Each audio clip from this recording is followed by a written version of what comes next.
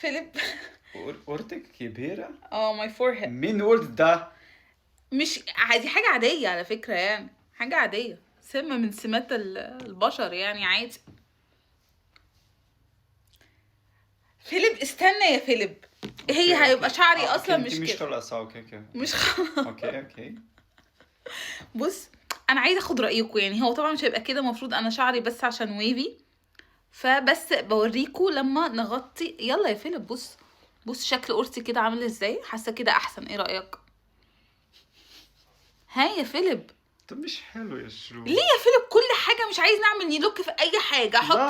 احط ميك اب تقولي لا شكلك احلى من غير ميك اب، اصبغ شعري تقولي لا شكل شعرك اسود احلى.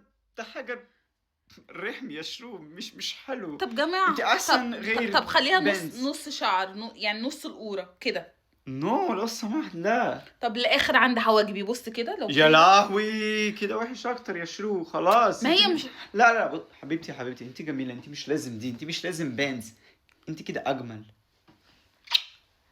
بجد. انا مش هاخد رايك عشان فيليب على طول بيقول لي انه انا احلى من غير اي حاجه، مش عايز اعمل اي نيو لوك. بس بنتي انت تغيير. طب اقص شعري، طيب اقص شعرك جميله.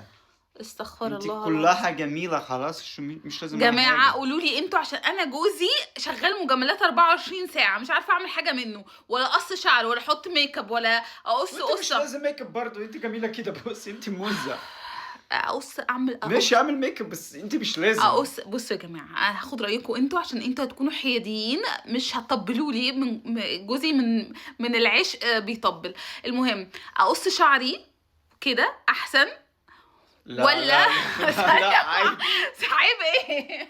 اقص شعري كده احسن ولا اقص قصص ولا اقص الاتنين؟ ولا حاجه يا شيخ. انا ماشي قولوا لي. لا